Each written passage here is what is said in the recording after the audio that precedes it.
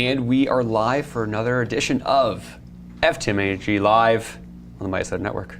Nice. Carl's here.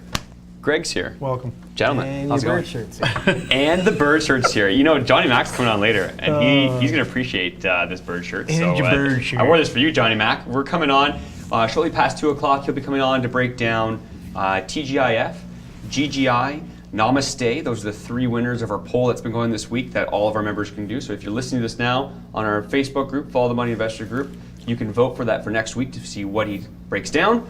And we have 3 guests coming on. We had Nathan Woodworth, CEO of James E. Wagner, Aurelio Useche, please forgive me if I said your last name wrong there, Relevium, and Daniel Perlstein, Campy Rivers. So we'll have those, the 3 of them coming on. Good show going on. Yeah. I've met Daniel before. He's passionate. He's He's cool, passionate. Yeah, Yeah, he moved up, right? He was with 8 Capital before, if I remember correctly. Yeah, we got to do. talk to him after a he's little bit. He's a part of Cannabis Rivers now, right? Yep. So, Greg, what's exciting you, or the exact opposite in the market right now? Oh my God, it's just so red out there right now. But I don't think anything's worse than a free. That's why don't we break it down? That has obviously retraced significantly since I think you and I were talking on the show about a free at $20 in October. Remember when that whole Atria or Altria, yeah. Altria, that whole thing when it happened on this show live, and we saw it go to $22 and it was up 20 cents or 20%. And now look at it, it's at $5. Actually just hit 5 when you said 5. $5. Hit $5. That's cheaper than when I 2 years ago I was told me to get telling in. you I got in about at cannabis stocks. $7 or something. And it's retraced all the way back. And we've been talking about in our different groups about the short report, and there's a lot of different sides to look at this, but there's from the peers to be merit to what this is. While at the same time, you also have to understand they do have Canadian operations. Not everything was out in Latin America, but I think that's almost beside the point. Yeah. There's a lot of stuff. I know, Carl, you were looking into that a lot recently as well, as I get the smile from Carl. What did you think of everything? No, you know what? I actually think you deserve some credit here, because you never liked, you weren't really a fan of Afria after that Nuvara deal. And you made that, you mentioned it right after you knew that the insiders owned some of that company. Yeah. Mm-hmm. And now you just see apparently, allegedly, more of the same. So, that's a good eye on you. Yeah, it was, and for those who don't know what that is, it's the Nuvera deal bought for $450 million. What rubbed me the wrong way when I was looking at that was that they did that supply deal with Nuvera. I think it was for 150 or 250 kilograms of cannabis. It ran about 30%, and then they bought them out. Yeah. All the while knowing that there were insiders on both sides. Wasn't the actual price higher than that though? I Yeah, it was close cut. to It was $1 billion. I think it was cut back to 450 million after a lot of things came out and a lot of hearsay and all yeah. that. So I think you're right. I think it was much higher, and then it went to 450 million afterwards. Yeah, and it's times like this when you don't want to say too much, right? It's just like the Bridgemark stuff. It's like there's like you gotta be careful what you say. So, Yeah, and that's the biggest thing too, is that this is an ongoing investigation. Yeah. So for people to start saying free is a scam, that's not right. I'm very confident that their Canadian operation, all that, is not a scam. They do have a lot of good things going for them, but to start taking too many, we have to wait for them to respond. There's going to be stuff going back and forth. Yeah. But the scary part for current investors, I think you're about to say it, tomorrow. Well, there's the Hindenburg. Who's the other team behind it? Is it Quintessential or Yes. Quint's Capital, Quintessential. Yeah, so they announced that they're going to have another report coming out on Thursday. We know the U.S. markets are closed today, or the big boards anyway. So, yeah, a little bit of unknown. I actually thought maybe that strategically they maybe would have covered today, but how would they do that? So I thought, well, that's a stupid one, Carl. But yeah, no, there's some unknown stuff there. But listen, I watched the video. It's pretty damaging. It's pretty bad, Yeah. so. And then Afria. But there was a report that came out after from Afria. From somebody, I from them, I believe, that kind of like contradicted a few of their things. It was a long article, but it covered a few things, but that video. Well, you know what? That's why I don't want to say I don't like bashing companies. You know, and unless you're going to go out there and do the work like these people did. Oh, yeah. I do have some friends in Jamaica, so can always see if they can go down and stop by. And no, seriously, like you know, message them and say, hey, go check out. And I know there was a post on from a worker from the Leamington facility saying that, you know, everything's good here and blah blah blah blah. So yeah, you got to watch out for these because there is an agenda, but I don't. You know, I've seen some Anson things come out in different areas, and who's the other one? Sounds like a lemon. Citron? Citron. I was blanking on their name. But you know, I see some of their reports sometimes, and I'm like, I can see it a little bit, but there's a push there. Oh yeah. I really did find, just from you know, an investor and looking at something, I thought that it was a lot of good due diligence on their part. They actually went to locations and all that. But when you're going to do that, you have to be factual. Yeah. Or You have to be. you're the one, you're the liability, right? Yeah. So, yeah. I mean, hopefully, you know, we have people in our community that own Afria. I don't know if they still do or not, but hopefully that they can back up the statements. And if not, then there's a big lesson here for a lot of people to learn. Yeah, and because you know what, Brendan, I'm really giving you credit here, and I don't give you a lot all the time. just make fun of my shirts all the time. He wishes you were wearing that shirt. As an investor, you looked at that Nuvara deal and you were like, why would I invest in this company? Yeah. This doesn't make sense to me, right? And that's what you have to do. And what I saw in their rebuttal was more, you know, I don't want to say the wrong thing, but it did seem like they were sort of placing blame through some lawyers and stuff like that, and saying, hey, we disclosed what we needed to. Well, you know, I mean, and that would be the issue here, is if there's an arm's length transaction, things have to be disclosed. Investors have to understand that insiders of Afria own those companies, right? And then you would go through things and try to put a value on it. You would just look at it a little bit more with a fine-tooth comb. Yeah. So if they did, yeah, or they did not, that is the question. Yeah. Yeah, and someone here on that exact line, Carl, someone was asking here, trying to find out where it was. They were asking on our YouTube right now, you know, do you think other people are doing this? And to be honest, absolutely.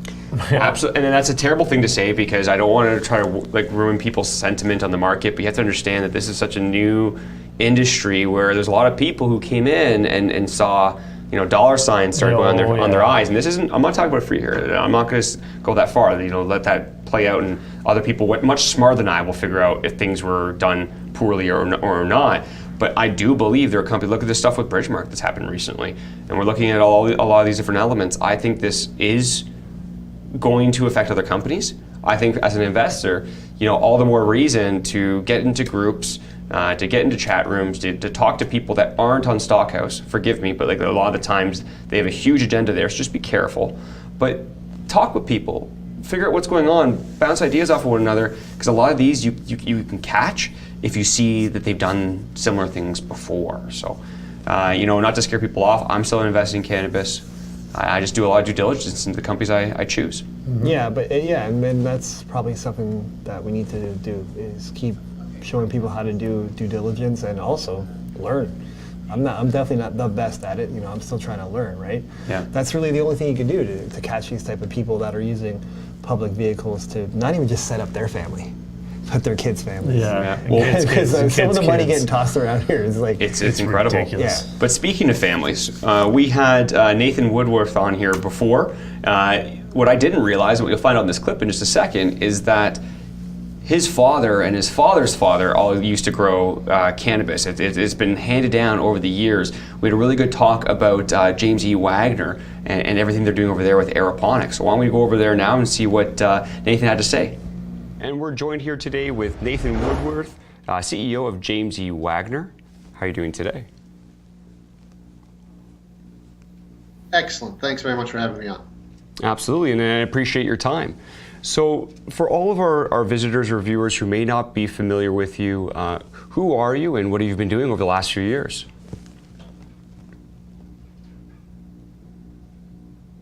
Well, my name is Nathan Woodworth. I'm the CEO of Wagner Cultivation, as you mentioned. I've been a cannabis grower since fairly early on in the MMAR process. I began growing cannabis first for myself, and then we grew into a moderately sized collective of patients and growers under that program. We performed a lot of research back in the MMAR days that led to the development of a brand new proprietary aeroponic production platform. When they announced the MMPR, we decided that it was a good time for us to make the changeover. We had the right people, the right tech, the right solutions to bring our terrific cannabis to the general commercial market for medical cannabis users here in Canada. And of course, we're excited to be scaling toward being able to approach the recreational market as well. Well, glad to hear. And, I was looking into you guys a little bit earlier, or I have been for some time, but more so this morning before our interview.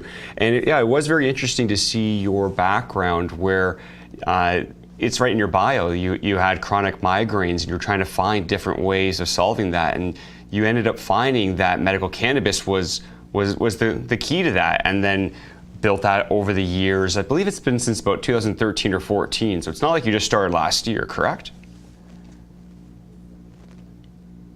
Well, I was growing under the MMAR in 2006, 2007 was when I got started there. Even earlier. And we operated for some time as a collective of patients and growers. We had, over a dozen growers working for us and dozens of patients in the region. And it was in that arena that we began doing research. So we were incorporated in 2013, but that was in response to a need to, have a certain structure as a business so that we could approach the MMPR and the application process. We were in existence for a long time before that. And that's why we named the company after my grandfather. He was a farmer all his life, and he grew cannabis as well. And his father grew cannabis before him. In fact, my great-grandfather was growing cannabis before Prohibition. So we decided when we incorporated and we took on this new, more business-like structure that we should preserve our heritage. And so we named our business after my grandfather. That's a very interesting story, actually. And it's a long lineage of growing, it seems like.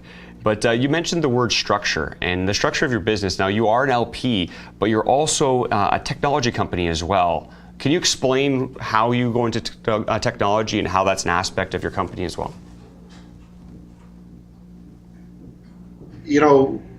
It's an aspect of every licensed producer's business. Technology is inherently a part of all modern cannabis production.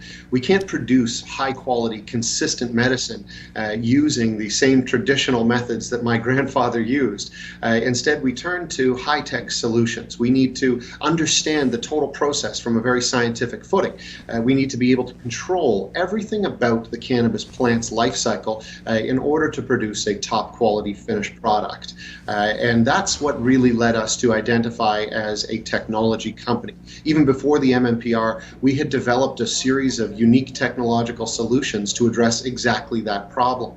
My brother joined our collective very early on, and he's a PhD candidate in plant biology, and he got us set up on a research footing. And we began looking at all of the different ways that cannabis can be grown, the good and the bad, in order to understand all of the variables in that process. And that led us to the aeroponic technology that we use today. And today we call it the Growth Storm Production Platform. And it's made up of a variety of very high-tech solutions. We use, of course, the main aeroponic enclosure, one of the only aeroponic systems in the world specifically engineered for cannabis. But we have solutions which address the issues of trimming and drying. We have our unique cloning technology. So the Growth Storm platform really addresses the total job of producing cannabis from beginning to end. Yeah, and I wanted to ask about that actually, because that's something that I'm not too familiar with myself. I've been trying to learn over the last several months as I learned different techniques of growing and which LPs have different advantages in what different ways. But I find a lot of people are not familiar with aeroponics. You briefly just explained why you went into that, but what's the big difference between aeroponics and, say, hydroponics, or going just straight up into soil?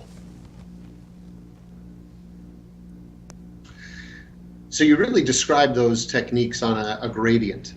Traditional soil culture, generally very traditional soil culture, doesn't use any sort of dissolved nutrients. Once we begin dissolving the nutrients in water, we've really switched into what we call hydroponics, and that's really where the name comes from.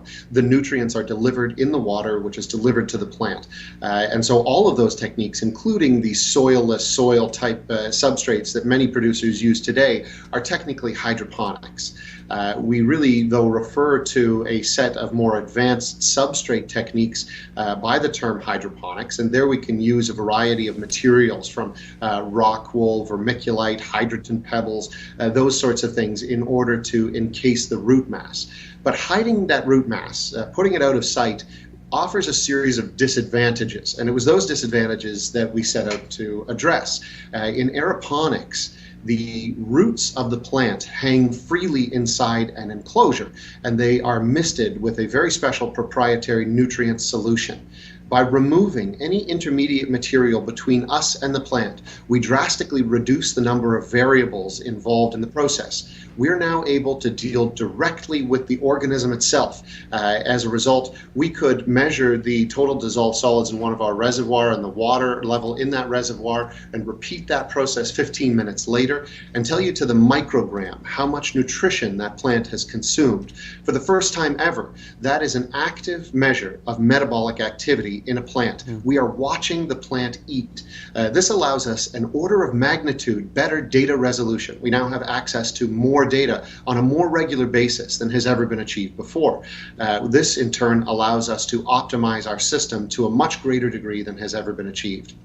As a result, we're able to drive higher yields per square foot, we're able to push through more iterations, more crops per year, and we're able to produce a cleaner, more consistent medicine.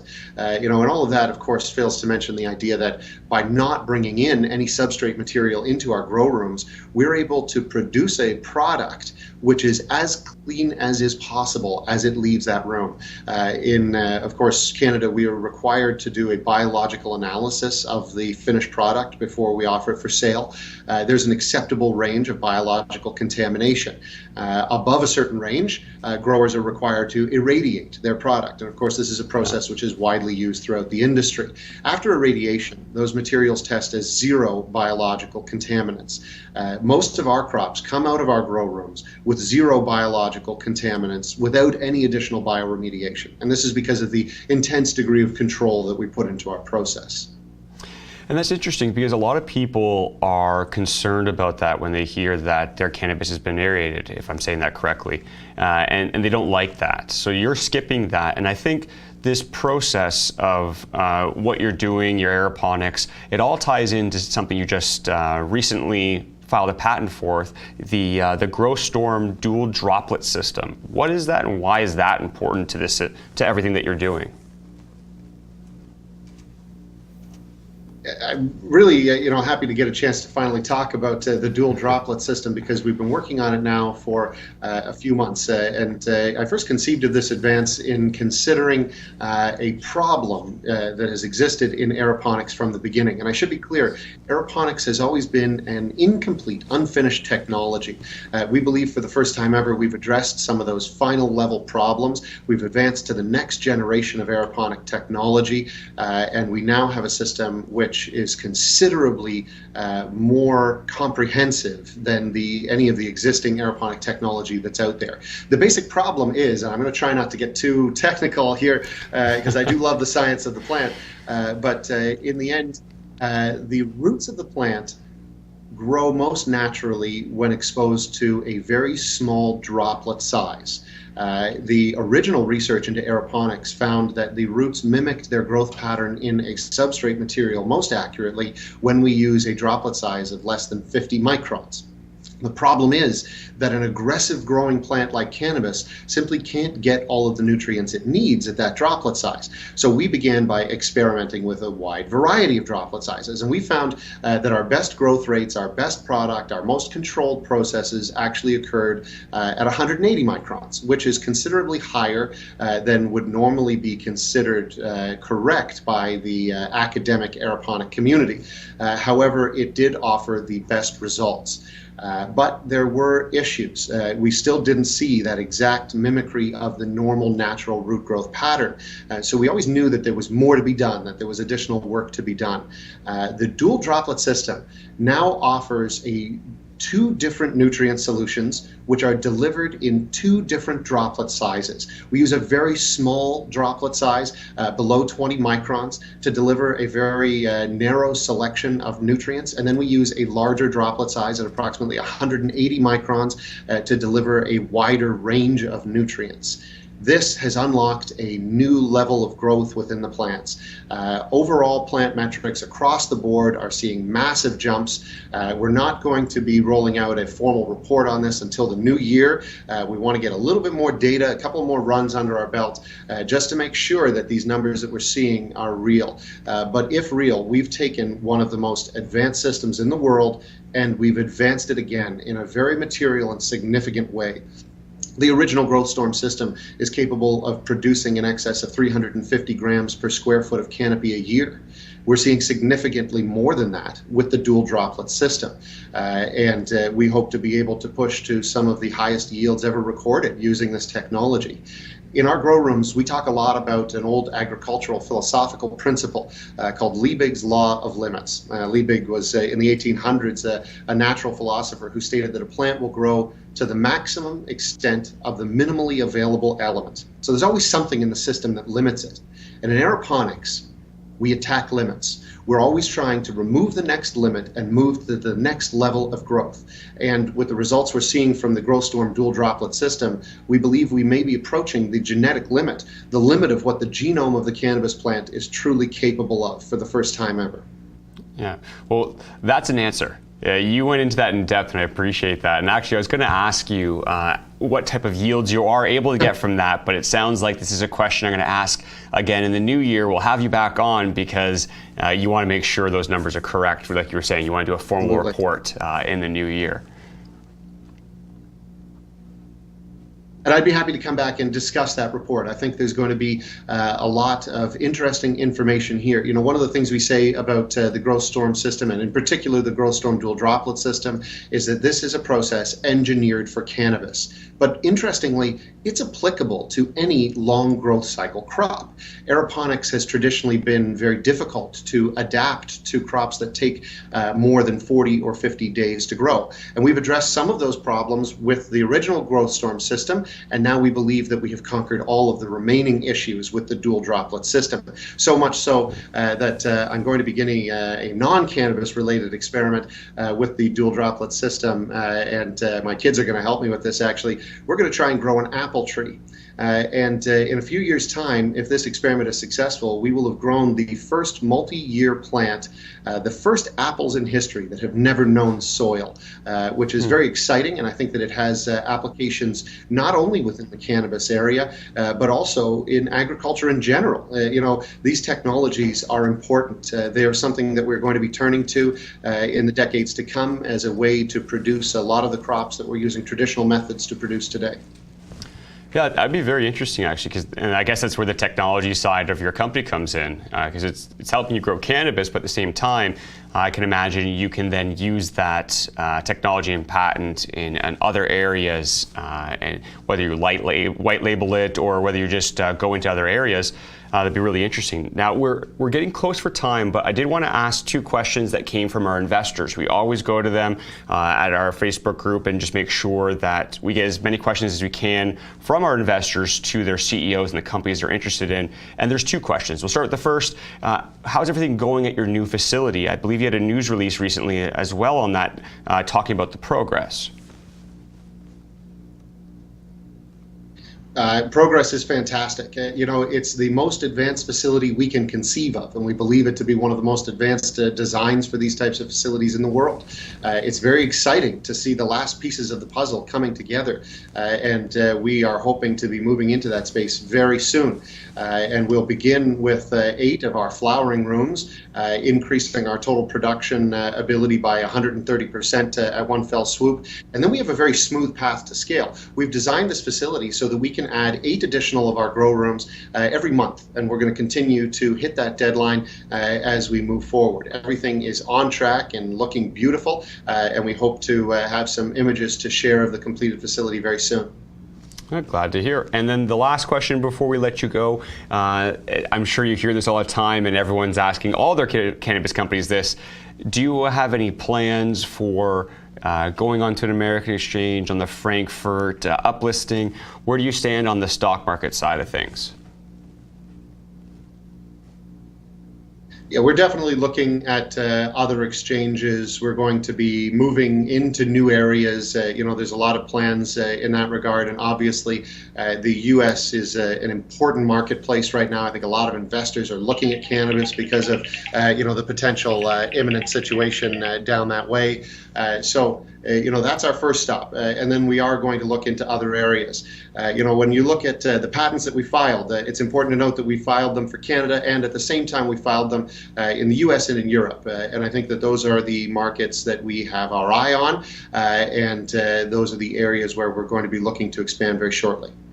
Well, hey, I appreciate answering some investor questions, coming on this show, taking your time to educate us a little bit more about what you're doing. You can find yourself on, I believe, the TSX Venture, JWCA, I believe, is the ticker. And it's been a pleasure having you on. We look forward to the new year because I'm actually very curious about those numbers when you are ready to have that report and come back on and tell us a little bit more about it. Absolutely. I look forward to it, and thanks very much for having me on today. Absolutely. That was it was interesting. I think that was probably the most educated CEO I've talked to in the sense of the actual plant in itself. He knew everything about it. He went off, and I like that. Yeah, I've heard so many good things about aeroponics, and to actually dive in that much was really kind of neat to see. Yeah. Yeah, and we've been talking about for how long, Carl? When you're looking at these different companies, there has to be something that differentiates someone. Yeah. There has to be either they're going to be amazing growers, or they're going to be amazing they're oil extractors, or they're going to go into this. They're going to go. Don't just go into these people who have all these different plans. You don't really know what's going on. You want someone at the end to not have crops fail. Yeah. You want good crops. Who else is doing aeroponics? Do you even I actually don't know. I couldn't think of anybody else right now. I've only ever heard of one aeroponics I can think of, and one aquaponics. What was that? Oh my god, I can't remember. What was that company? It's a private LP. No, I don't remember. But I remember looking at them like, aquaponics? What's Yeah. aquaponics? And that was interesting. But I think they're privately held. Oh, yeah. I think they're privately held. So some of our YouTubers on the Midas network were asking some questions about how is Aphria doing. Actually, 5 or 6 people in a row have just put their ticker over and over. Not too well, but neither is the entire industry. It's bad. Usually we have a little bit of reprieve when the Americans are on break. Not today. What's going on, Greg? I wish I knew, man. I wish I knew. Well, Sales. Sales, no kidding. But you brought up a point about the Americans, though, the American companies. Yeah, I was just looking at MPX. MPX is at 73. It was down to 69 today. Right? Yep. So these are, companies. And his counterpart, Ianthus, was down huge today, too. Mm-hmm. It might be good to start looking into there. Those are merging. I almost forgot that. So what's going on with GGB? GGB, it's Green getting Growth hit? Brands, they're down 3%. They're at 263. I kind of thought they were getting hit because they have a little exposure to Aphria. Yeah, but I think that's just financial. I think that's just an investment. It's a little ambiguous, though. Yeah. We don't really know. But I think the market knows that. But then I looked at the other American plays. I'm like, okay, they're down. So maybe it's just not a connection to Aphria. So GGB is down 2.59%. The only person who's faring better that I'm looking at right now, nope, they just jumped to 2.67. What's Kronos? Everyone else is that's Oh, yeah. Actually, Planet Health is better, but they just dropped 30%. Kronos, do I have that in my Canadian one for some reason? Tell us, Brandon. I will tell you. My deep voice. Kronos, where are you? Kron is down 10.75%. So a lot of these, Wow. You have to be wondering though, we've been seeing corrections for a long time. There's got to be people with money out there. Maybe not today. If you look at the markets, you're probably thinking, I'm going to wait a second. But when do these start getting attractive? When you look at this and like, wow, these are 52-week lows. They're becoming more realistic with. But they're not all, but like for example, that breaking the $40 barrier for Canopy, that's They're down 11%. Yeah, it's not good. There's a gap there, I think, from somewhere in 34 to 38, so it's filling that gap. But the sector usually looks at that, right? So that's not good. No. But also, you saw what happened with the Dow and the S&P yesterday. Oh my goodness! So you had this, good expectation leading into the week, and then, you know what I mean? So there's, we could be headed here for a recession in the next 6 months to a year, and things are kind of up in the air, and it's not good. Yeah. Well, there was a couple of things. I remember there were some tweets went out from Trump. Who would have thought? Some tweets went out with Trump, and he was talking about on Chinese media. They never mentioned what American media was covering with the trade halt that they were talking about and cutting back on tariffs. So there's a little bit of who knows what's going on there. That investigation into his lawyer's office and stuff is starting to heat up. And I'm not trying to bring in politics. I'm just trying to bring in insecurity for the markets. And then you have that, and the Farm Bill still hasn't gone through. So you've got these elements that are coming in right now, and the FRIA thing definitely did not help because people are now questioning: are all of these companies, what are the assets really worth? We got to talk about other stuff, man. Not just cannabis. Yeah. There's technology, man. There's a lot of cool stuff. What technology stock are you watching? I'm not watching any of it. I'm just suggesting we need to start. Call them out on live. I'm sorry. Oh, criticizing everyone here. Apple. Yeah, but I'd like to learn about some of these companies, and this is a great platform to learn. To bring them on here, and I'll just be like, what does that mean? Honestly, and I find we obviously talk about commodities and cannabis the most because that's what we know. But I do want to start looking into technology, AI, all that fascinates me. Really quickly though, Travis, 1933 Industries. That's going to be broken down by Jonny Mac just after 2 p.m. Eastern. So stay tuned. They were one of the ones who won our poll, so their TA will be broken down. Down.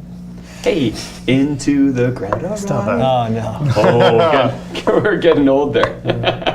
Well, speaking of cannabis, we're going back to it, but that's actually, I set that up wrong because you We did the gotta be before going to a really. man. We got to trailblaze. Well, this one is biosciences. Speaking of cannabis. So going into your endocannabinoid system and the different elements of what make us, like our body, and how cannabinoids can fight different things, how cannabinoids can really make us healthier over time. So there's cannabis smoking and selling and recreation we keep talking about, but there's also the medical side of things that could be massive. So now we're going into pharmacy. Carl, what is pharmacy? But a couple of different things here. We're going to Aurelio from Relevium, and he's going to tell us a little bit about his company right now. And we're here with Aurelio Useche. Useche. Oh, Useche. I was practicing it for a few times there. It's a unique name. I love the name. Thank you. CEO of Relevium Technologies. How are you doing today? Very well, thank you. Thanks for having me here. Absolutely. And I heard you came all the way from Montreal, so I appreciate your time. Yes, absolutely. Why not? It's you guys have a very good following, and I'm very excited to be here with you today. Absolutely. So when it comes to your company and who you are, what you're doing, what you're excited about, for those who haven't heard of you or have been following it, who is Relevium? So Relevium has two core businesses. One business is the over-the-counter online retailing of nutraceutical products. We acquired our first brand last year, summertime. And the mission of Relevium really is to become an acquisitive vehicle to add more brands to the portfolio in the United States, in Canada, and Europe. And so we have one brand. We've created sub-brands along the way to grow organically. And now we're starting to look at our next acquisition vehicle in the new year. Very nice. So that's on the OTC. This year we also started Biocannabis Pharma. So basically it's a biopharma play in cannabis that is focused on pediatric and geriatric applications. Yeah, and somebody was that's one of our questions from our investors actually was specifically on that. Where are you in that process with them? And are they licensed already? Are you starting to sell with them, or is that still in the beginning stages? So it's a startup, it's in the beginning stages. We've almost got the point of completing our application to Health Canada. But because it's a biopharma play, Our intention is not to grow to sell flower. Our intention is to have a small grow, to do research, genetic level, molecule level research, process, and turn into medicine. We feel that we have enough leeway in terms of the waiting time to get licensed in the Canadian marketplace. We have other opportunities. We have an opportunity to acquire a license or partner with a license. So that's some of the things that we're looking at. But that's where we are in the process. We're in the process of designing the facility, doing some preliminary construction just to prepare the facility that we have in Montreal. Yep. And we have our partners in place. So we have a partner from the United States, Holistic Industries, and we also have licensed IP from another company in the United States called Cannabis, and that IP will form part of the basics to start the pediatric part of the business. Very nice, very nice. And you said actually that business is in Montreal, so you're looking to be in Montreal there. In Montreal. It's interesting, when you look at LPs and you look at people in the cannabis space, it's truly amazing how few are in Montreal. I was very surprised by that. Even in Quebec as a whole, there's not too many licensed producers, and we're seeing, we're still seeing a lot of people applying to get licenses. And I've attended a lot of presentations, corporate presentations of people that are licensed, and they all have the same, thinking, which is primarily they want to grow. So they were looking to have large, footprints with a lot of production and so on and so forth. So we have a little different approach. We want to focus on controlling the genetics and the actual product itself at the end that is going to be given as medicine. So Montreal is a great place. Not a lot of competition. And I can imagine slowly that'll start happening, but it truly is that exact word, slowly. So they got to catch up sooner or later. They're the second largest province and capita GDP in all of Canada, and they have so few. It's remarkable. It is absolutely. The other thing that I thought is interesting to know is that there's so much that is not known about the benefits of cannabinoids in general. The endocannabinoid system, which is a system that we all have in our bodies of receptors to take cannabinoids, and the impact of the endocannabinoid system in terms of protecting you from getting sick. So individual targeting, out of all the cannabinoids, is it one that is beneficial? For example, is it really CBD, the holy grail, or is it a combination of THC and CBD? I think it's a combination of everything. We just need to do research and find out what is what for what purposes, and also individually on a patient level. How does that patient react? So the issues that you may have as a patient, or I may have as a patient, God forbid, is maybe we may be dealing with the same condition, but our bodies are different. So so that's where we're trying to gear biocannabis to focus on at that level of research. And we like the pediatric side of things. It's obviously we're all parents and we all have children, and I've been exposed to a lot of these kids who are sick. And for us, it's really also a passion project. Yeah, and when it comes to your endocannabinoid system, it's amazing how many people don't fully understand that. There's been some research that's come out in the States where it speaks about even gut rot and colitis, how having a lot of CBD in your body, but just cannabinoids in general help, get rid of bad bacteria in your stomach and help promote just a healthier body. But even for hearing how I speak about it, we know so little.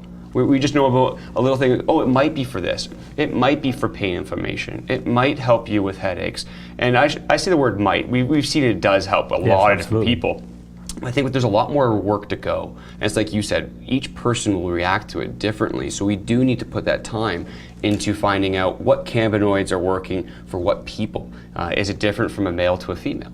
Is it different from someone who's older or someone who's younger? Those are things that we still don't know.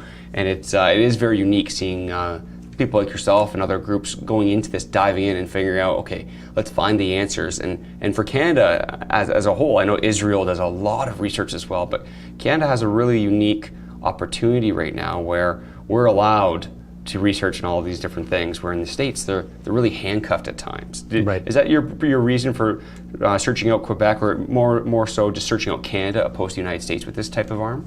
Yes, and in fact, I think that is part of the reason also our partners like our story, because Canada allows them to take their IP and their existing know-how and basically offer it to the world through us. Our partners, for example, they have 8 grow locations in the United States. As you can, they can only sell regionally, state by state, and so on and so forth. So this opens up a different opportunity for them and for us. In terms of cannabinoid, I have to tell you, I agree with you. I think there's a story from the people that were licensing Cannabis, is the company in California. And there is a movie called Weed the People that is being shown across Canada. So we're going to be sponsoring the showing of this film across Canada. In that film, there's a story of about 8 children, and I'll give you one of them. One of them is a kid who was diagnosed with osteosarcoma, bone cancer. And when he comes into the film, he's got, the parents are told he's got 20 tumors in his chest, and it doesn't look good. They're telling him we need to give him pain medication to keep him comfortable and so on. So Cannabis, through their nursing and doctor stuff, they offer some formulations, and they started treating the child. And within a couple of weeks, he was taking off all the opioids for pain. His osteosarcoma is a very painful condition. And within a few months, all 20 tumors disappeared. So the doctors, who are puzzled, and obviously everybody's puzzled, what is it? So they said, he's doing radiation and chemotherapy. Those two by themselves did not cause this. Yeah. Was it cannabinoids that did it? Probably not directly. So the theory is that if you're able to balance your endocannabinoid system, then your body is able to fight and help, for example, take all the side effects of chemotherapy. Yeah. And so this child today is cancer-free. He remains on medication, on cannabis, and the team believes that he should be on cannabis for the rest of his life. That's another thing. Yeah. So is it a temporary thing, or is it for life situation? So the theory right now is that your endocannabinoid system needs to be balanced, and the only way or the best way to do it is through cannabinoids. Yeah. So it should be a lifetime dosing of and to keep the person in good shape. Yeah. So the film has 8 wonderful stories. One of them a sad story, because in that one kid did not do well, but the other ones are like miracle cases. And so I think that's where the space is going to go to. The space has to go to more research. So yes, there is a recreational side. Yes, there's an over-the-counter. So we take CBD. So we're launching a CBD line, Leafy Life, in Europe. We don't have any medical claims, but we know CBD is very good for inflammation, for general health and wellness. But on the medical side, I think everything is going to go down to the molecule and try to target individual conditions for individual people. So. Yeah, I'm very, very intrigued by that. That's one of the reasons why I started investing in cannabis 5 years ago, because I started reading up about these and I knew nothing about it. I started seeing you can build with cannabis, you can eat it and not get high. It's nutrition. There's so many different elements. So for one, it's very interesting that you guys are going into this, but for investors that are out there, a lot of people are looking at their portfolios, wondering who's going to be a winner, where can we go next? What can investors be excited about? I believe a lot of yours is in research. Are you guys revenue positive already, or are you guys going to be there in 2019? So we are revenue positive. The Bioganics, which is the brand that we acquired last year, generates roughly about 4.2 to 4.5 million. Okay. We are expanding the brand. We're launching new products, new marketplaces. So the one thing that everyone can expect is some growth organically at our OTC, over-the-counter business. We can expect also that there will be 1 or 2 acquisitions in 2019 to add to the revenue base. And in terms of biocannabis, I think we can expect the company to be in a position where we've applied for the license, we're advanced, we're in construction. All of this, of course, will be subject to funding that we're planning to do in Q1. Gotcha. For biocannabis. So we're excited. There's some acquisition opportunities as well when it comes to biocannabis that we're looking at. And we announced today we have a team that joined us. It's an ex-director of operations from Amazon Inc. So a lot of our business is Amazon driven. And Amazon by itself is a bit of a mystery. It's not an easy market to know. There's many changes. The way that the algorithm, so the A9 algorithm that Amazon has, went through many changes this year. So we felt that having someone that has inside know-how on Amazon would be the right person to come in and lead that business for us. So we made that announcement today. Very nice. So we have a lot to be excited about. And I hope that our shareholders feel the same way. It's a tough market, and I think we're going to see some corrections. As you know, there've been some, bad news as well in the market, and so on and so forth. So we expect some corrections, but Relevium offers a bit of both. So Relevium offers to the shareholders a traditional health and wellness business that is incorporating cannabinoids, but it's not dependent in the cannabis market. And then we're offering the experience of our board and our management in biopharma for a cannabis research-focused medical purpose company. So I think there's two items at play here. And so I think 2019 will be a good year for us. Well, yeah, I'm excited to see what you have in store as well. So for anybody who is looking to find out more about your company, your website, and where you can find you on the stock exchange as well. Yeah, so you can find us on the website, RLLVM we have social media presence as well, and I'm available anytime as well. If you look on the press releases, you can find me. I'm one of the people who read the investors at the RLLVMcorp.com. So I'm actively, and I'm always accessible to anyone who wants to reach out to me and learn more about the company. Well, absolutely. Well, I appreciate you taking the time to come into the studio. For all of our viewers, to find a little bit more about your company, you found out where you can learn more on your website and looking up your stock ticker as well. I appreciate very much coming in. Thank you very much. Absolutely, and I'm looking forward to having you again in the new year so you can update us a little bit more about what's going on with your company. Anytime. We'll be happy to come by here. Thank you. Thank you. And back again. And again, and again. And again, and again, and again, and again. What did you, so you had a chat with him after? I had a chat with him after. He was a sharp guy, is a sharp guy. I was looking at his bio afterwards, and he spent a long time as a COO, CFO, and CEO of different companies. As a CPA, CMA, he's got his MBA from Queen's, Graduate Corporate Directors Program at the University of Rotmans, Toronto. So that's the Ivy League in Toronto, and a master's certificate in risk management from Schulich. Those are not easy schools. So you know what's really cool is that their IR department reached out to us and wanted to come on the show, and I think that's really cool. And that's always to all the people that are out there too. If you talk to these IR people, if you talk to companies, you're like, you know what, they have a great story, wanted that story to be heard more. Let us know. Shoot us an email. Yeah. So we've decided that we're going to bring them back on again and ask harder questions. Yeah. Calling you. Whoa!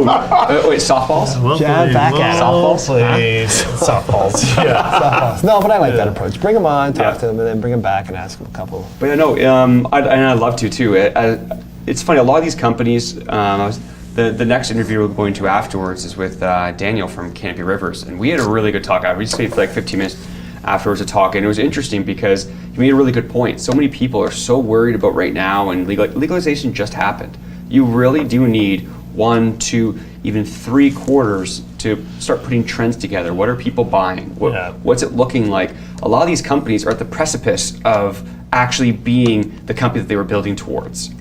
So we're judging them now. Well, you also need the dispensaries to open up, say, in Ontario. Yeah. They can't compete with the black market. Yeah, so a lot of people are at this. Some people were asking earlier, everything's just free falling. But I think people are realizing this is a little bit longer of a game. But for all of those new investors, again, this is not a recommendation to buy, sell, or hold. But you look at some of these prices, you look at the valuations, they've come a lot more back to earth Yet these companies have gone so much farther since, say, the three of us started investing Did you years say ago. sensei? You said sensei. No. Yeah, you did. I feel No, like 1,000% not. I did say precipitous, though. You did. Yeah, but you precipitous. said sensei. No. Sensei. We're not having Sean on for a couple of weeks. Yeah, no, good times. But no, We like to it have was fun interesting. Yeah, we like to have fun here. Oh, yeah. Going to some of these, some of the comments in here. Let's go back to them here and see what people are saying. They're saying, do we have any recent news on GLH and William Simpson regarding TRTC, TerraTech? No, since they announced that, I haven't heard much since that process. I mean, we followed Goldie Folios. We were in them like 2.5 years ago. Oh God. And Forever. forever. And William Simpson took it over from Don, who used to be the CEO of Cara Foods. William Simpson was the CEO of Chalice Farms, and they were really well run. So he was turning that ship around a little bit in Oregon/Washington. So I don't know much about that merger. I'll be honest. I haven't. Nothing really with the merger, but the last news release Golden Leaf had was about their Tahoe hydroponics deal that they were restructuring, which was on December 3rd. So nothing. Yeah, so a little Nothing bit of really, news. not about them. Mr. News coming in here. just Mr. on our News website. himself. Greg kills it. Like if you're in a Facebook group and you're probably getting the news, the daily news, it's probably him. Can we get my camera for a second? Right there. It's that guy. Okay. Every morning he's up at 5 in the morning and making sure the news gets out into the 10 or 15 different Facebook groups that we run. He does one thing, Yeah, goes this is in good, this eh? group, and this group, and follow the money Europe, follow the money USA, and the Tabernacle, and cannabis investing, and things. Get out of there. What's happening? so if you need to know about what's happening between news releases, call him up. His number is 6. No. Wow, yeah. Let's not forget about Todd. Yeah. It's only because he's here. Todd, absolutely. Todd's actually, a lot of the guests that we see on here, when we're talking about people reaching out to us and saying, we really want your company to come on this show and get a chance to talk to everybody, a lot of those go through Todd. And that's what Todd has been absolutely phenomenal. So thank you, Todd, as well. Can't leave you out. Thank you for reminding me. We need to get a face of Todd on a popsicle stick. Yeah, I just put it in the background. Like yours. Well, we crammed a lot into this show today, so we have to actually go right into our interview with Daniel from Canopy Rivers. And it was really interesting talking to him because he was speaking about what his company does different from, say, an ETF like HMMJ, where when you're in these ETFs, you're actually buying an allocation. They're only allowed maybe like 10% of one. They have to rebalance it, sell the losers, buy a little more of the winners, whatever it is. But with Canopy Rivers, they approach it as they do seed investments in companies. So you're still getting that chunk of many different companies, but they're also taking the know-how from themselves and also Canopy Growth Corporation and pouring it into them. I met Daniel at a CHV meeting. It was at Canada House in Pickering, and Daniel was there. He worked for A Capital. Nice. Actually, I don't know. Well, let's see what he's up to now. He was there, and I knew who he was, and he probably didn't know who I was. Well, we were again loving these talks afterwards. He went off about the different markets, what he's doing there. Very, very passionate. Let's turn to him now and see what he had to say about Canopy Rivers and the future of cannabis. And we're joined here today with Daniel Perlstein, Executive Vice President of Strategy of Canopy Rivers. Welcome to the show. Thanks very much for having me, Brandon. Absolutely. And I can imagine you've been busy lately. A lot of things have been developing in the United States. And just in general, the space has been, there's no lack of stories, let's call it that way. But what are you excited about right now, and what have you been up to over the last little while? Sure. Okay, good start. Yeah, obviously a lot of stuff happening in the space. Let's start with legalization. That's Canada being the first G20 nation to legalize adult use cannabis, and I think a lot of different operators are now figuring out, okay, how am I laying the foundation for the next 3 to 5 years? This is legalization, and some of the people in the government have said this. Legalization is not an event; it's a process. And what Canopy Rivers is doing is building that long-term foundation. We're building that process. Canopy Rivers is the venture capital affiliate of Canopy Growth. Yeah. Similar to how Google has Google Ventures to make investments. So whereas Canopy Growth likes acquisitions, Canopy River's minority stake investments that take a variety of structures into a variety of different operators. We have a portfolio of 11 investments, and now we're focusing on ancillary and emerging markets. Gotcha. So over, let's say, the last couple months, we're probably highlighted by Rivers being a separate company from Growth. Our go public on the TSXV under the symbol RIV, R-I-V. So that happened around a month before legalization. So the summer was obviously very busy, kind of getting the company public, providing a lot of investor education in how we appeal to investors, providing really a long-term play and access and exposure to these ancillary and emerging markets, generally private companies that aren't yet available on public exchanges. So Rivers provides a unique investment vehicle for investors to get exposure to not only Cannabis 2.0, but Cannabis 3.0. Yeah. So over the last little while, particularly in my role, has been helping work with the portfolio and provide some market intelligence and work with the operators, understanding new regulatory regimes, stuff in Ontario that's changed recently, but also looking at emerging markets around the world where you have the United Kingdom and Mexico as a few other countries that have really come on, and it's saying, okay, how do we, as Rivers, take what we've done in Canada and repeat that in markets around the world? Yeah. And is there one place in particular that that really catches your eye? I mean, I can imagine the United States, and one of the questions actually one of our investors was asking us was, do you have plans of really hitting the edible side of things, especially in the United States, because it's huge over there, drinks and food. Is that something that's catching your eye, or is there something else that's like, you know what, I like that, I'd rather be here instead? Yeah, sure. Two-part question there. So stuff on the U.S., I'll talk specifically with Canopy Rivers and as well as Canopy Growth, but Rivers cannot touch anything that's plant touching in the U.S. because it's a federally illegal market. Which is why we're approaching things from the ancillary, non-plant touching, service providers, technology, equipment, fertilizers, and so on that are supporting those operators. So specific to edibles, which is kind of the second part of your question, that's, again, part of that legalization 2.0.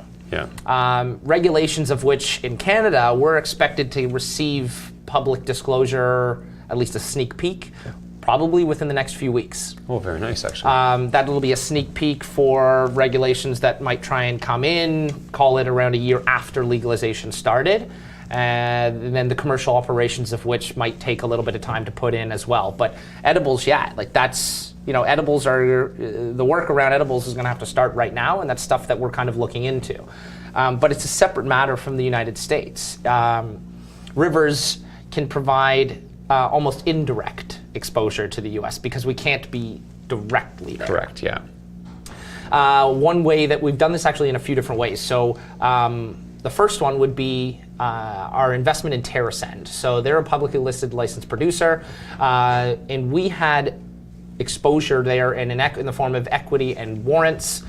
We exchanged our position for what is an exchangeable share shortly and in concurrent with the company announcing that they were going to pursue a U.S. strategy, which they can do because they're listed on the CSE. Gotcha. So we have a passive exchangeable share that could convert back into our common share when and if all the approvals and everything is permissible at one day. But there is some exposure, as TerraSend has publicly announced, not exact the details, but have recently brought on a president from, I believe, AbbVie, which is a large pharmaceutical company, in order to lead that pursuit. Secondly would be an investment in Farmhouse. It's actually a joint venture. It's 49-51 between Canopy Rivers 49 and the principals and operators of North America's largest greenhouse company. They, over, I think, last year did something like over $1.5 billion top line in sales of veggie and produce and products, and we are partnered with the principals and operators of that business. Why that's really important is we have a global non-compete with them, which now recently after Rivers providing funding to that joint venture, includes a non-compete for the United States. As well as also press released a couple weeks ago again that include, these principals have relationship networks in the United States, Mexico, Peru, Guatemala, places in Europe, and they are our partner. So instead of looking for greenhouses and scoping the world of hey, where are we going to build something, we have the principals rather of North America's leading greenhouse operator to help us pursue our international strategy. Very unique. Thirdly, would be Rivers has an investment in AgriFarm. This is a joint venture between Canopy Growth, Organobrands of the United States, and Greenhouse Seeds of the Netherlands. And essentially, this was trading off equity in return for brand distribution rights. Organobrands is one of the leading brand of edibles and vape pens, so Open Vape and District Edibles. They're sold all over the United States, and we actually have some warrants in that business where Canopy Growth gets the distribution rights to those best-selling products and genetics from Europe that have years of brand loyalty, consumer trust, and evidence and product positioning that will be ready for what that legalization 2.0 is.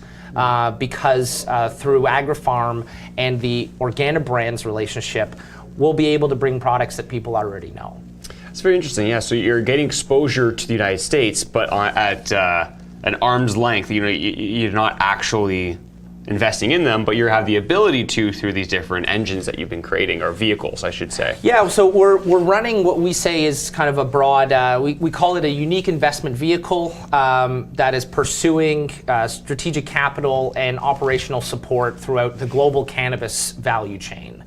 And I think in part of what really gives investors the peace of mind, investors of all kinds, shapes, sizes, retail, institutional, and everything in between, is that we're pursuing things in a regulatory and exchange compliant manner because of our TSXV listing and because Canopy Growth also on the TSX and the New York Stock Exchange. So this is a regulatory and exchange compliant way to get unique exposure to verticals that investors simply don't have exposure to in the public markets right now.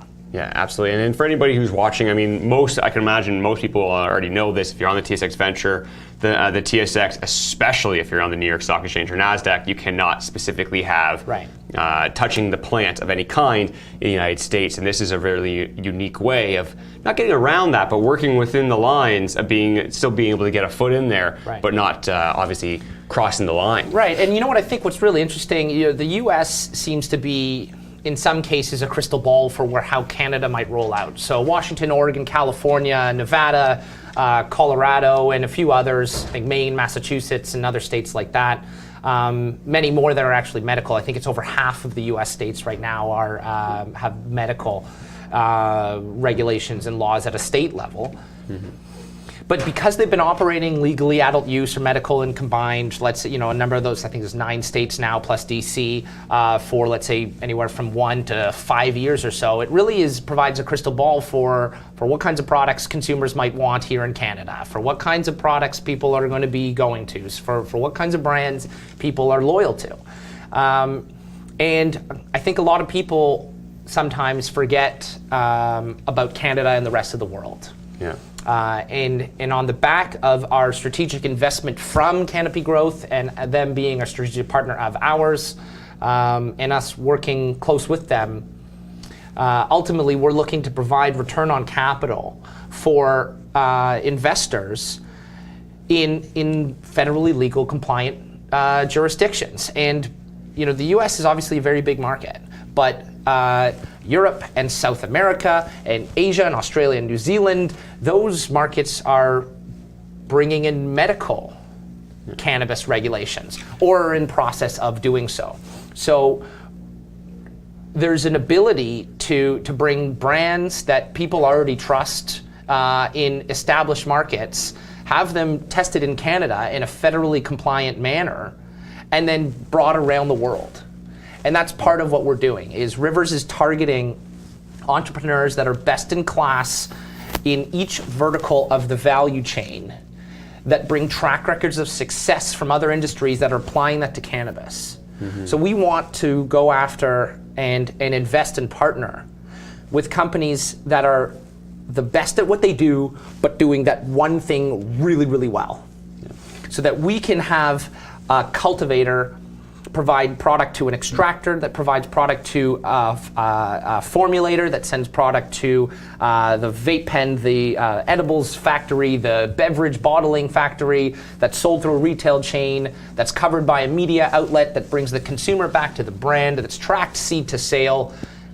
And we want to set up this global supply chain where we can provide capital to up-and-coming entrepreneurs that want to maintain control of their business, but be able to receive that strategic and operational support that the investment professionals at Rivers can provide, as well as being able to tap into key experts and subject matter experts throughout Canopy Growth as well. Yeah, and I like that, because when you're going into, a lot of people go into an ETF because they don't know what to buy, and they don't want to constantly look at something. But when you go into an ETF, they just own that company, or they own shares of that company. Right. From what you just explained, what we talked about earlier as well, is that you do have an investment in these companies, whether through these unique vehicles or direct investments into the actual company, into a private placement, whatever it be. Right. But also, you're now providing the expertise that you have, Canopy Growth, just all these other elements of increasing the value of these investments. So it's not just you're buying into one of these companies, you're also buying into someone who is actively trying to bring them together, to make them stronger, make them better, and grow it. So totally, you're investing in the company, and you're also investing in a team who's helping each and individual company. I think that's a rather unique process, especially when it comes to the cannabis space. Not many are doing that. Totally. Well, the story behind Rivers is the company was formally started about a little over a year and a half ago, actually almost 2 years at this point, in April of 2017. But the story actually starts a year and a half before that. Gotcha. So Bruce Linton and the principals of XIB Financial had been looking to acquire assets across the country when it was just Tweed and Bedrocan and Tweed Farms. It was, how do we be local everywhere? They were running into a lot of entrepreneurs through this M&A process, so which took a year and a half, call it starting back in 15 even. They were running into entrepreneurs that weren't quite ready to sell. But it was neither capital efficient, nor did they have a vehicle to put these minority stakes. So that created Rivers. Gotcha. So Canopy Rivers was started, call it almost 2 years ago, but there was already a year and a half or 2 years of work done before that, evaluating up and coming entrepreneurs. So their portfolio right now has been largely Canada-centric, but we've been diversifying through the ecosystem, through a media platform, a retailer. We have an investment in a hemp cultivator in Italy. So we're starting to get to different parts of the value chain in different parts of the world. And I think over time, you'll start to see that we're not taking a passive approach. This is something where we can provide a lot of value, and that's something that entrepreneurs actually look for. You can find capital, but it's how do you find capital plus strategic and operational support? And that's something that we're trying to bring. Well, absolutely. Well, hey, I appreciate very much your time coming down the show, telling us a little bit more about not just who you are, but what you're doing as well. For anybody who's interested in more, RIV is the ticker. You can find the TSX Venture.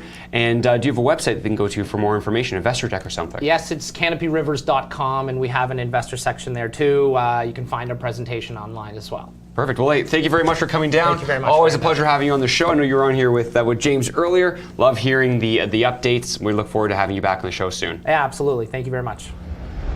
And we're back. He stole my line. I'm just reading a comment from Paul. Paul goes, very clever, or clever U.S.A. strategy. This is called vertical integration. And I thought it was very clever, actually, because it's all within the law. And yet they're still being able to groom these companies, help them with information when those laws change, which we all know they're going to. They can then exercise their vehicles, go back into options and warrants and shares, and have ownership of these companies. I think that's a very, very smart I like way of getting Canopy into it. Rivers. Some of the brightest people behind that company. Yeah. So we already spoke. He'd love to come back on. We'd love to do a longer segment because I'm very curious about all the knowledge he's got from USA, different areas throughout Europe. I love soaking that up. So we'll have you on again. Oh, there's the camera in the next little while. Jonny Mac. Jonny Mac on? Mac. Can you hear Hi me? guys, Oh, there you Hey, go. John. you hear me okay? Yep. Do you hear any feedback? Not right now. Hopefully it stays that way. I see it's my lucky day because Brandon's wearing a seagull shirt.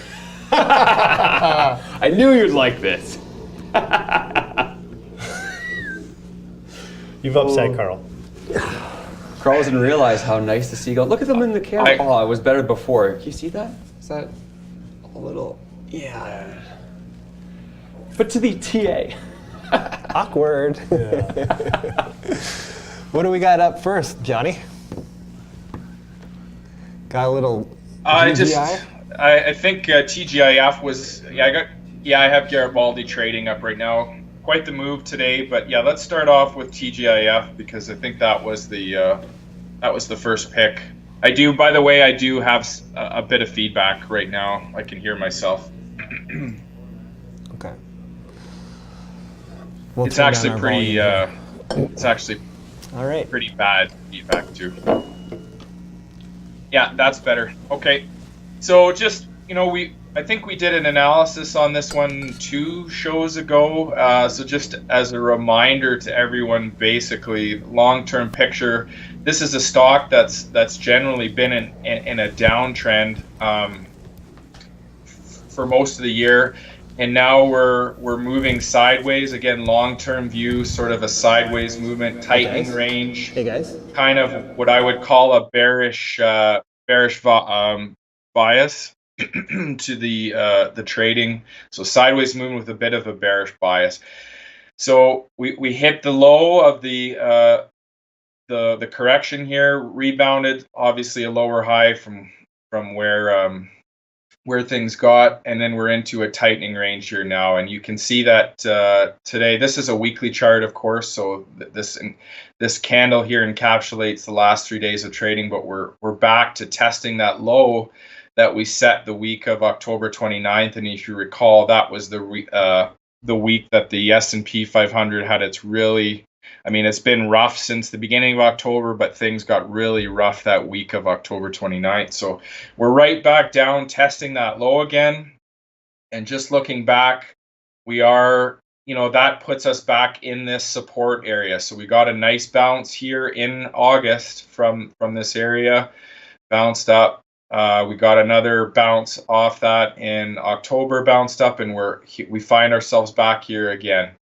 And again, for those people at home, where the support area is coming from, we're looking back. Previous resistance becomes support. So we got through it, tested, held, back up. We've tested here, held, back up, tested here, held, back up. So we know we have buyers here in these say mid 30s. I have it drawn roughly 37 to 33, so a 4-cent range. So we know we have buyers here. So you definitely, if you're long on TGIF, you want to see the support area hold. From a longer term standpoint, if we were to, for whatever reason, lose the support area, and the markets are kind of ugly right now in general, not to mention the sort of the general sentiment towards MJ since the FRIA quote unquote scandal came out. Things have not been kind to a lot of companies. So not necessarily anything to do specifically with TGIF as a company, but everybody is getting hit hard for the most part. So if we do lose this support area, really what you're looking for sort of on the weekly chart, almost down into the low 20s here before you could say, you're going to find an area with strong support. So hopefully this area holds. It has in the past. It's been tested a number of times and held up. So obviously it would be good if the stock could hold that support zone and, maybe worst case scenario, just trade sideways for a bit more until it can weather the storm of this negative MJ sentiment. Zooming in a bit on the daily chart, you can see that when we rebounded here, we haven't been able to follow through on the rebound. The rebound, okay, we made a nice push up, but then it's just a bunch of lows here. Can never seem to find a higher low. So we're back to testing this same low here again. So looking again for that low to hold. Ideally rebound off this, probably trade within this zone.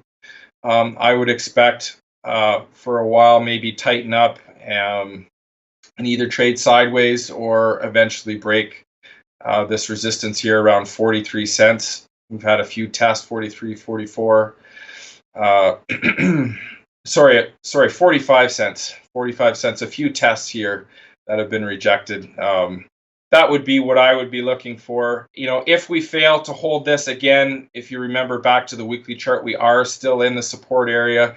We'd be looking back to this low right at the bottom of that support area of 33 cents.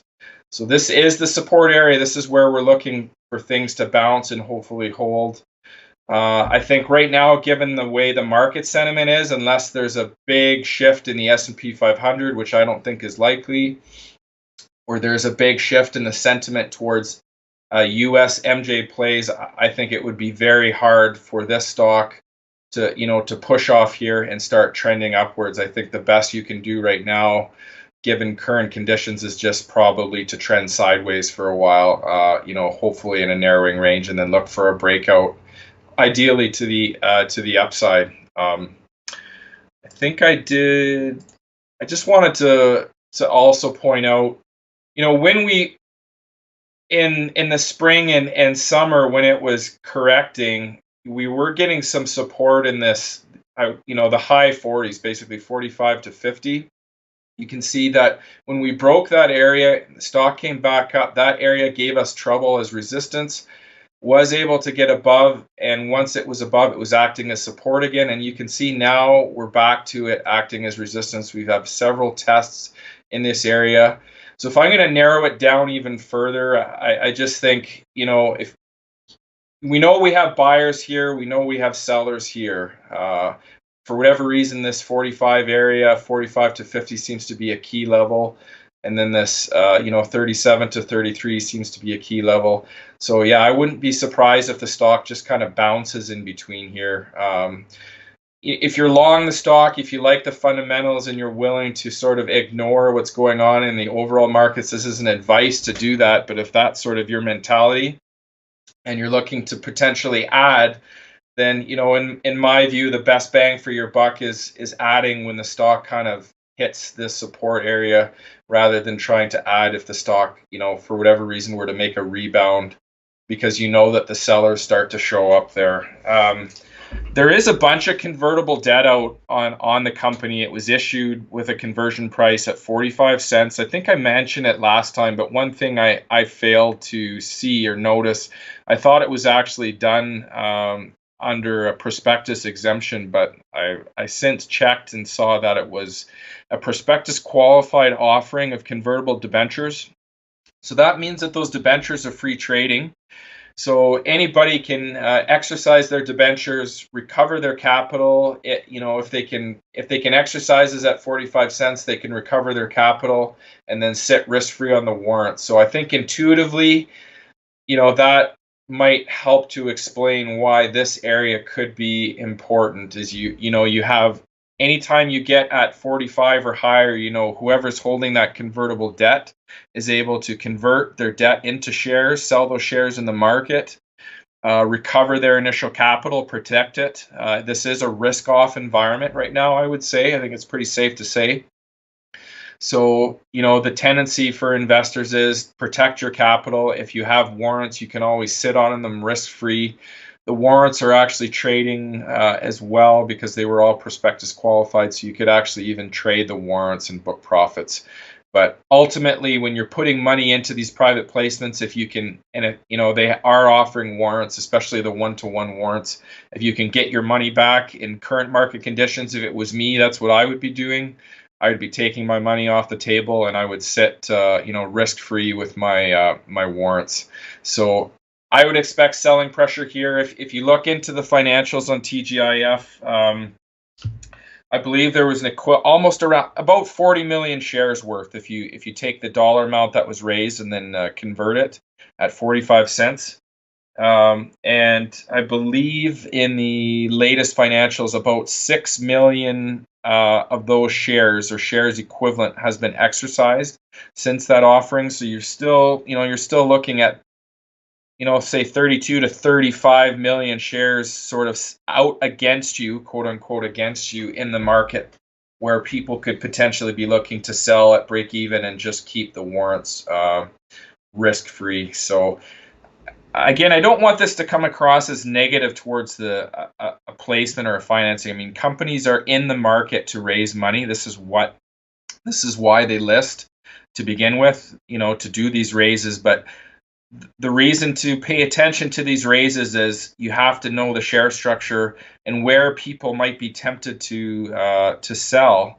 And to me, there would be a lot of people tempted to sell if the price gets to 45 or higher, because of those convertible debt. Until you burn through that debt, until that debt slowly gets converted to equity and burns off, it's going to cause a headwind to the company.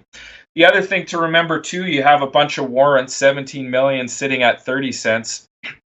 So again, if I'm looking down here to say, well, why do we keep finding support here? Well, we know with all those free trading warrants out there, or exercisable warrants, there's no incentive for someone to exercise a 32-cent warrant at 36. But if the price moves up to these highs, obviously there is. So the selling definitely tends to die down when we're into these low mid 30s.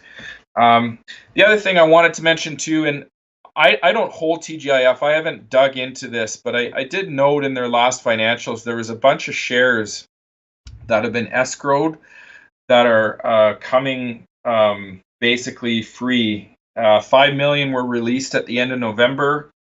There's another, I would say 3 or 4 million being released in mid-December. This is all from escrow. So I would guess typically escrow shares are put in escrow. They're from deals that were made by the company, usually an acquisition deal, where they don't want the stock all coming out against them at once. So they release the stock, they put it in escrow and release it in tranches. So I don't know what price that stock would have been issued at, or what equivalent price, but that, I think if you're long TGIF, that's a question to ask. That's information to get. You could get that from the company. You could always ask the company, what price are those escrow shares sitting at? Because that stock that could potentially come out against you as well and add some selling pressure depending on who holds it.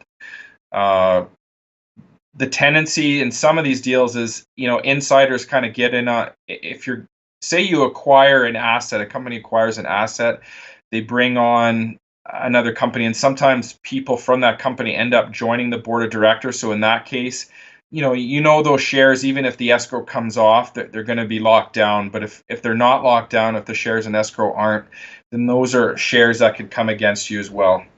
So I would say it's just something to be, not something to be afraid of, but it's just something to be aware of. And I would say it's a good question if you're a holder of TGIF to ask management about. Awesome knowledge, man. I appreciate that very much. Love seeing it. Who was our next company of choice? Who came in number 2? It was Garibaldi. Brandon was number 2. So just long term, again, still in a downtrend. I mean, we are making quite an effort here, but to turn things around, the stock, this is quite a move off the bottom. We're looking at a 50% move from Garibaldi.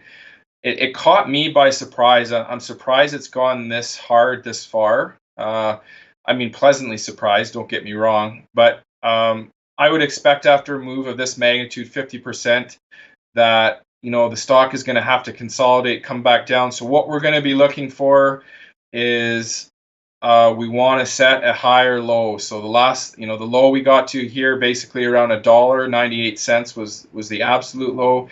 So when it consolidates, we want to see it form a base higher than that somewhere, and then try and pivot off that to push back up, push back above, the high we just set, which is $1.60. So again, this support zone that we identified a while back, again, how we're coming across that, we're looking at where has the stock found support in the past. It's been $1 to $1.06, and this has acted as support again. So we got a bounce. It was a very weak bounce. There was lots of selling on, not a lot of volume. So we're back to support area. It's spent a lot of time just kind of churning down here. Not a whole lot of volume. One good thing though, and I believe it happened last time we were charting this, is there was an institutional seller that showed up on the stock, and in 1 week, I know in one day, they sold 300,000 shares just in one day alone. That was that ITG seller, and I remember talking about it. I think last time we were charting Garibaldi. So that's a lot of shares to dump in one day. It was obviously a motivated seller. They had dumped other shares the Monday and Tuesday of that week as well. So I think it actually came closer to 400,000. So that was actually a good sign that the shares were absorbed.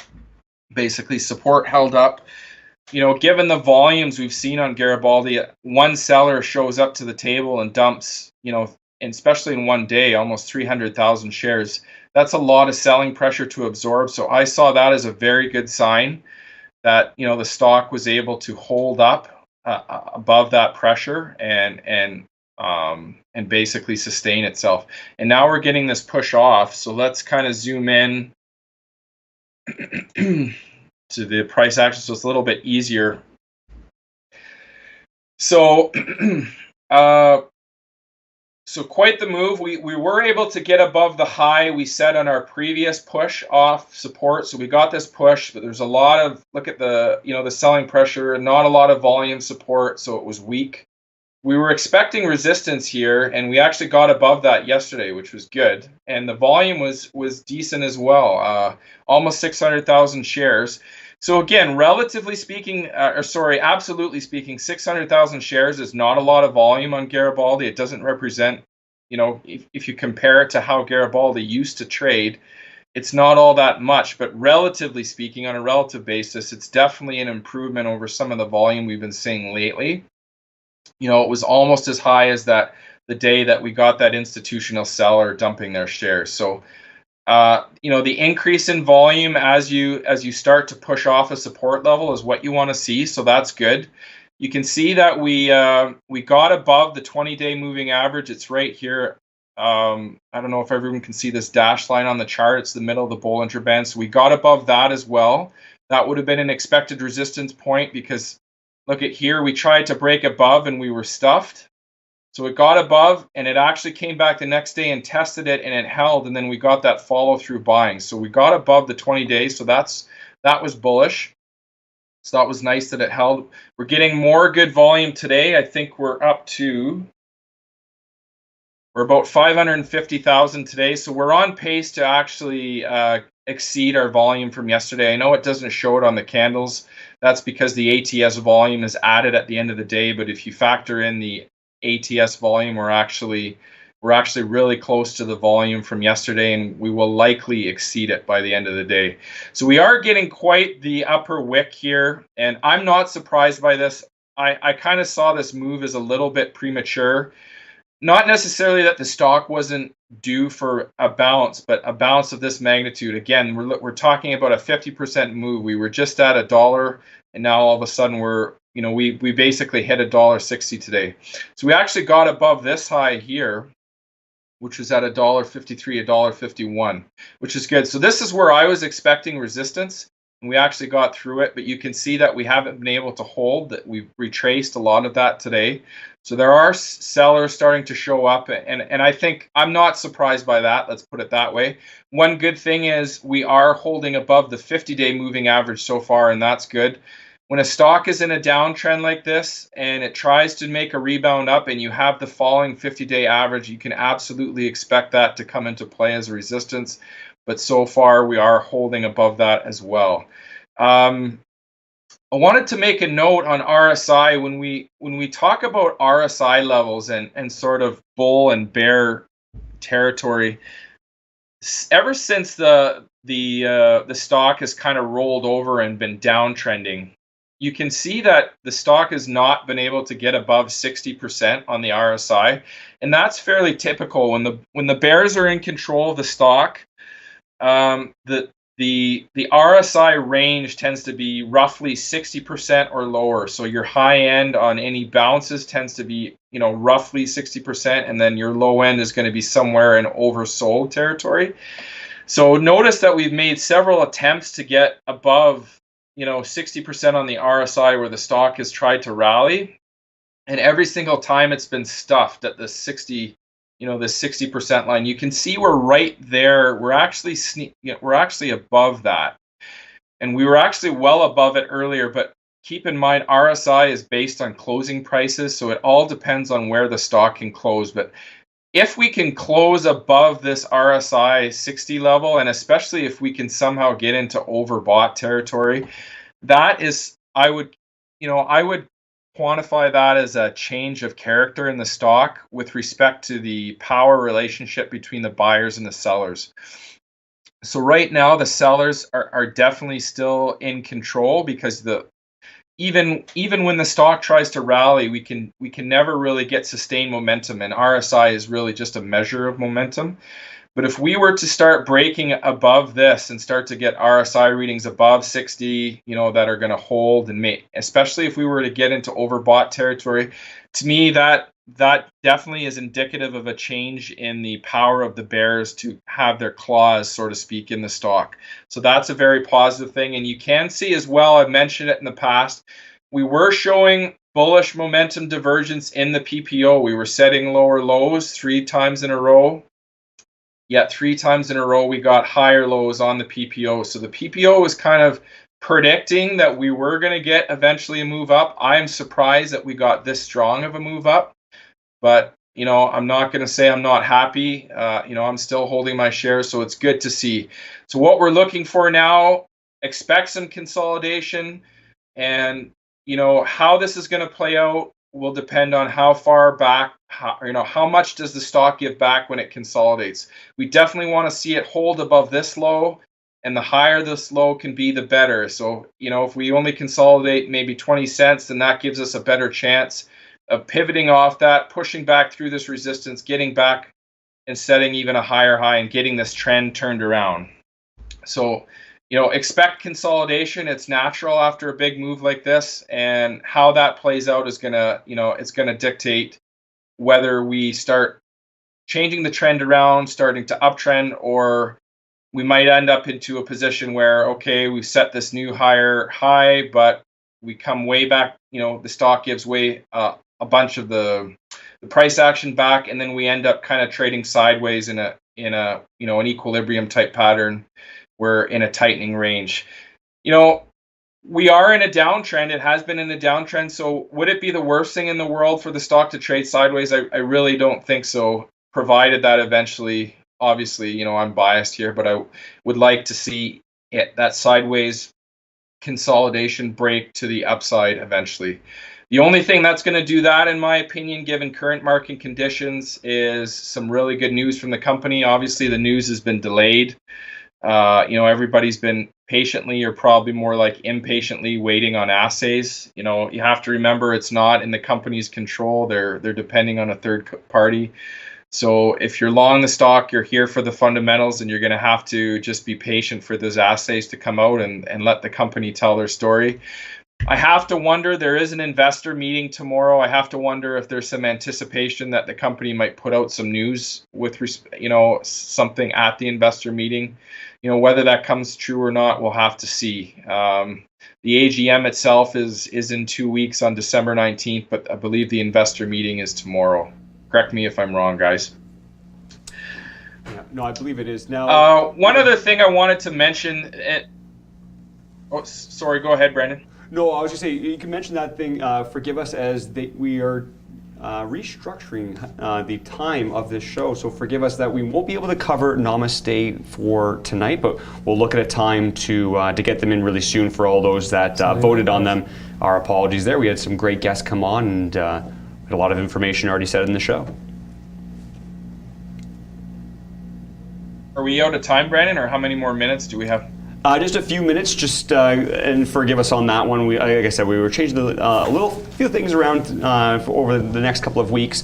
But if you can finish your point with GGI, I appreciate it really much. And I think the AGM is it tomorrow? I am almost positive it is tomorrow. Yes, you're correct there. The investor meeting is tomorrow. Yeah, AGM in 2 weeks. The one last point I wanted to make on Garibaldi. Twofold. One, I'm still seeing the bid layering. Not seeing it today, but I've seen it all earlier this week and all of last week. Again, to me, that points towards a seller being out there wanting to liquidate and trying to artificially generate what looks like strength. So that has me wary. The other thing that I wanted to mention is there's been talk about Eric Sprott adding to his position. We didn't see the Eric Sprott on the ballot for a special resolution being allowed for him to be allowed to increase his position. Obviously, if he was, that would be very bullish for the stock. But keep in mind, there is an exemption under the takeover bid NI 62104 that I believe is available to him. And I'm not a securities lawyer, but I think starting around mid-January, he can actually start to take little nibbles into the stock. And eventually, after April, May, and June come up, he can start to take up to 5% in the open market if he wants, even without a resolution. But don't quote me, I'm not a securities lawyer, but that's my interpretation of the securities legislation around the takeover bid exemptions. This exemption in particular is called the normal course purchaser exemption. So just wanted to mention that because obviously if Eric Sprott was able to take 5 million shares in the market, that would be very bullish. He's shown no hesitation in buying aggressively, and that would soak up a lot of the tradable float. And we can see, one last comment before we run out of time, that the float is tight because the stock is moving a significant percentage on not a lot of volume. So that's telling you the float is tight.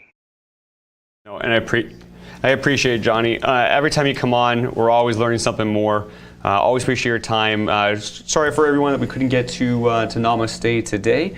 It is a live show, and we only have so much time in between. We got a bunch of things that we're fitting in, but we will get there to look at what that was telling us. You never know. We might go live in our Facebook group at any point, right? So, Follow the Money Investor group.